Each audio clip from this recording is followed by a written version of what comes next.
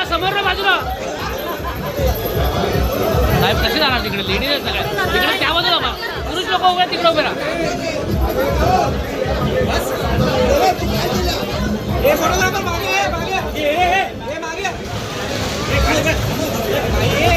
थोडं पाणी गेलं तर बरं थोडं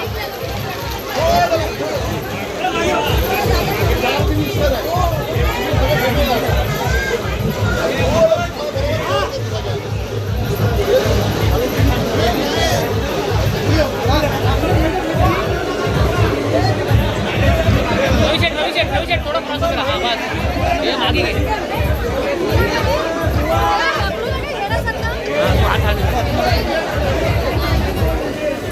रविशेठ थोडं पुढे हा बस इकडे सरकू नको मॅडम इकडे सरकून उभे राहा रविशेठ थोडं पुढे रविशेठ हा थोडं अजून थोडं पाठक साहेब थोडं पुढे पाठक साहेब हे थांब रे तू अरे तू माझं जातो ना अरे मला हे धरायला नको का रे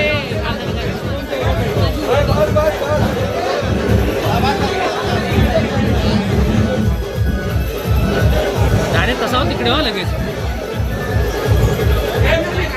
पाठक साहेब थोडं पुढे हे तुझं गिंबल मागे घे ना गिंबल मागे घे हा बस मॅडम थोडं खाली वाका मॅडम मिनल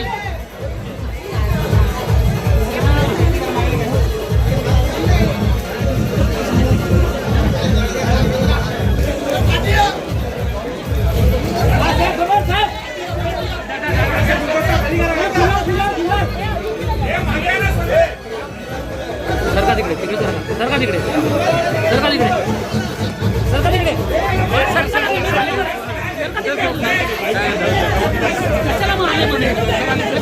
कोणाला भेटा तुम्ही बरोबर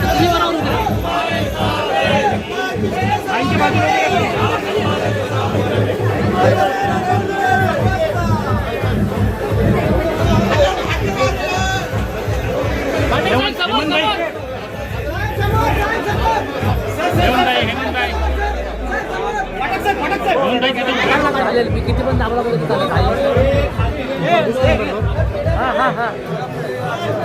हेमंत भाई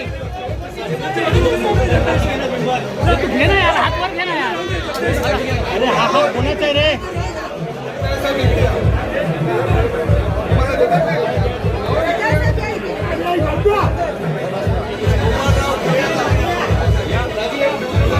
रे मागून काढ रे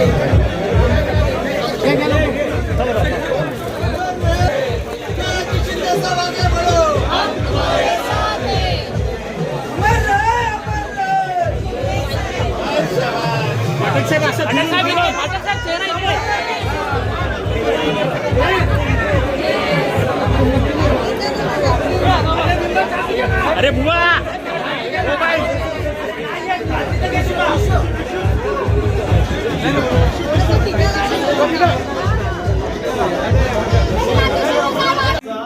₹150 कोटी खर्च आले असा आरोप केला जातोय बिनविरोध होण्यासाठी जर संख्याबळ आहे तर मग बिनविरोध एवढे पैसे का खर्च करतात असं देखील विचार करतोय उपाटा गटात खरं म्हणजे हे काय पैसे मोजायला होते का तिकडे मी एवढंच सांगतो ज्या उमेदवारांनी माघार घेतली त्यांनी पाहिलं आपल्याकडे मतं किती आहेत आणि मग मतं किती आहेत आणि महायुतीकडे मतं किती आहेत हे कितीतरी मोठा फरक महायुती आणि महाविकास आघाडीमध्ये असल्यामुळे ते उमेदवार सुज्ञ आहेत समजदार आहेत आणि त्यांना माहीत आहे की आम्ही निवडून येऊ शकत नाही उलट जर निवडून येणाऱ्या उमेदवाराला मदत केली तर आमच्या भागामध्ये कामं होईल रवींद्र फाटक यांच्या पत्नी देखील ठाणे महापालिकेच्या निवडणुकीत बिनविरोध आल्या आणि आता हे देखील बिनविरोध आलेले आहेत त्यामुळे ठाण्यामध्ये विरोधक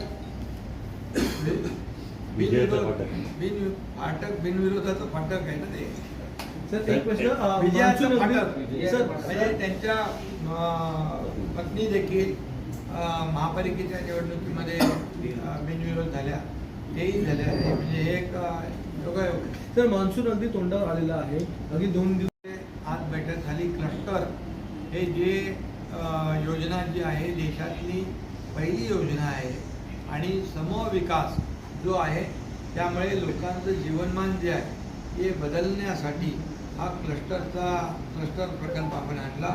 ठाण्यामध्ये ठाणे महापालिका आणि सिडको मिळून क्लस्टर राबवते. उंच इमारती ज्या आहेत त्या 25-30 मजल्या ज्या इमारती उभ्या राहत आहेत आणि अशाच प्रकारे मुंबईमध्ये देखील क्लस्टरचं काम रमाबाई आंबेडकर नगरमध्ये आणि कामराज नगरमध्ये सुरू आहे 17,000 घरांचं आणि त्यामुळे क्लस्टर योजना ही अतिशय गेम चेंजर योजना आहे. या क्लस्टर योजनेमध्ये अतिशय नियोजनबद्ध विकास आणि सगळ्या ॲम्युनिटीज म्हणजे मुलांना गार्डन असेल, ग्राउंड असेल, हॉस्पिटल असेल, शाळा असतील, या सगळ्या ॲम्युनिटी ज्या आहेत आणि मोठे रस्ते असतील रुंद, हे सगळे क्लस्टरमध्ये आहेत. आणि त्या क्लस्टरच्याबद्दल मी आढावा आज बैठक घेतली. त्यामध्ये ज्या ज्या काही अडचणी होत्या त्या दूर करण्याच्या सूचना दिल्या. महापालिका निवडणुकांनंतर एकनाथ शिंदे भाकरी फिरवणार आणि मंत्र्यांचं रिपोर्ट कार्ड बनवलेलं होतं असं सगळ्या विरोध करता प्रयत्न सुरू होते. गोकुळ गीते यांनी शेवटपर्यंत माघार घेतली नाही. उदय सामंत आणि गिरीश महाजन यांची बैठक सुरू आहे. गोकुळ गीते यांना पाठिंबा देण्याची प्रयत्न सुरू आहे. होईल ना, म्हणून मी सांगितलं नाशिक आणि जळगाव हे दोन्ही जे काही विधान परिषदेचे मतदारसंघ आहेत त्या ठिकाणी देखील चर्चा सुरू आहे आणि त्यात देखील पॉझिटिव्ह चर्चा आहे. नाशिकच्या जागेवर जर माघार घेतली तरच जळगावच्या जागेवरती माघार घेतलं असं असं कॅन्डिडेट गणित झालेलं. असं गणित तुम्ही लावताय. त्यामुळे तुमचे प्रश्न आहेत आणि तुमचे उत्तरं आहेत. तुमचे प्रश्न, तुमचे उत्तरं, तुमचे सूत्र सगळं तुमचं. त्यामुळे असं काही नाही. महायुती मजबूतीने पुढे जाते. महायुतीचे 17 ते 17 उमेदवार निवडून आणण्याचं काम आम्ही करणार आहोत. नाशिकमध्ये नेमकं काय होतंय? आता परवा बघा किती रायगडला देखील आमचे महेंद्र दळवी, थोरवे, भरत गोगावले यांनी पाठिंबा दिला. काल मी पुण्यामध्ये देखील आमचा कॅन्डिडेट होता आपल्या सुनेत्रा वहिनी मला फोन केला होता. तोही उमेदवार मागे घेतला. त्यामुळे अनेक ठिकाणी भाजपच्या समोर देखील शिवसेनेचे अनेक कार्यकर्ते पदाधिकारी उभे होते. त्यांना आम्ही सगळ्यांना जसं संभाजीनगरमध्ये इतरही ठिकाणी ज्या ज्या ठिकाणी शिवसेनेचे उमेदवार उभे होते त्यांना माघार घ्यायला लावली आणि माघार घेतली. महाविकास आघाडीमध्ये कुठेतरी बिघाडी दिसून येते कारण उमेदवारांनी अर्ज मागे घेतल्यानंतर आम्हाला विश्वासात घेतलं नाही असं काँग्रेस आणि उभाटाचं म्हणणं आहे. त्यामुळे कुठेतरी बिघाडी ही समोर येताना बाळ मानेंना सूचक देखील दिला गेला होता.